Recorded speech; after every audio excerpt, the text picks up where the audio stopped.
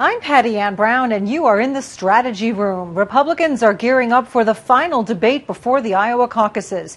But one candidate who will not be on the primetime stage is the frontrunner, Donald Trump. He says he will not attend the Fox News Google presidential debate. And here now to weigh in are Democrat Joe Lestingi and Republican Charmaine Yoest, both in D.C. Thank you both for joining us. Hi, thanks for having us.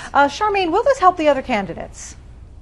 I think actually this is playing right to where Donald Trump wants things to go. He's the reality TV candidate, and having yet another debate just really didn't fit his narrative arc. He decided he wanted to shake things up, make it more like reality TV, and have some big, explosion of something different happening. And so, of course, now he's driving the narrative, he's driving the news cycle, and I don't think it is actually a terribly good thing for the other candidates. Well, it does give them more time, but in any case, here's the story. Apparently, Trump was demanding that Megyn Kelly be removed as one of the three moderators. There was a back and forth between Trump and Fox News. It got sort of ugly. Trump calling Kelly a lightweight, a third-weight reporter. His rep even threatening Fox News, saying, quote, Megyn had a couple of rough days after that last debate. We would hate for her to go through that again. Fox responding with a statement that, quote, the Ayatollah and Putin both intend to treat Donald Trump unfairly if he becomes president. It's a snarky statement, but if Trump backed out of the debate because he was annoyed by it, Joe, does that prove Fox's point? He's too thin-skinned.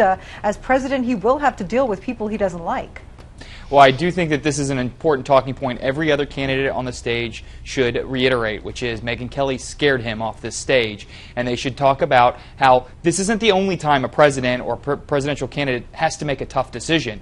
Now, the field as it's set right now can benefit if they play their cards right. If they stick to their strategy and go after him and his sort of move not to show up, which could be called gutless or cowardly because maybe he's afraid of them. If they can get the airtime that they need and push that narrative forward as a group, if they cooperate and push that narrative forward, it could help them as the field. I mean, it's the ultimate prisoner's dilemma. If they all cooperate, they'll gain. Trump broke out. He's trying to gain on his own. You could say it's a smart move by him, but the field could exploit this, and I hope they do because I'm loving this circus. Patty Ann, can I jump in on this because I think it's really a dicey thing. The odd thing that everyone has been wrestling with Donald Trump is the more you attack him, the more people talk about him, the more his name is out there, and it only seems to help him. He is really the bully on the schoolyard, and the only way that a bully gets taken down is if he becomes a target of laughter. All of us who've watched enough Hollywood movies to know that's the case, and so I agree with you, Joe, that the other candidates have to talk about him leaving the debate, but they have to be very careful that it's more of a poking fun at him rather than a critiquing him from a policy perspective, because he's doing this deliberately. It's part of his strategy to get people to be talking about him. Yeah. We do have the Iowa caucus less than a week away. This does give the other candidates more time to make their points. Joe, what is the number one thing that these presidential hopefuls need to get across to voters? In Iowa in particular, there's two things. Number one, there's a big fight for the evangelicals in Iowa right now, and I think that's where Donald Trump may have just hurt himself a little bit because they do believe in their politics and they do believe in this process, so that's one section he could have hurt himself in. The biggest focus this close to Iowa caucus day is organization, because caucusing is a very hard process for those who don't do it regularly, and that's wherever the big question mark in the Trump campaign sits.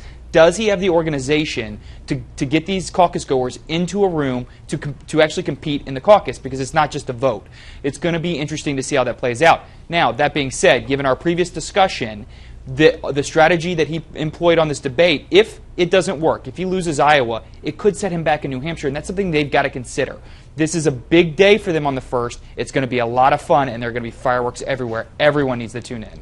Yeah, we will have to see what happens. And thank you for the plug for Fox News there. Joe Lestingi, Charmaine Yoest, thank you both so much for joining us. Great to be with you. And for more on the Fox News debate, go to foxnews.com.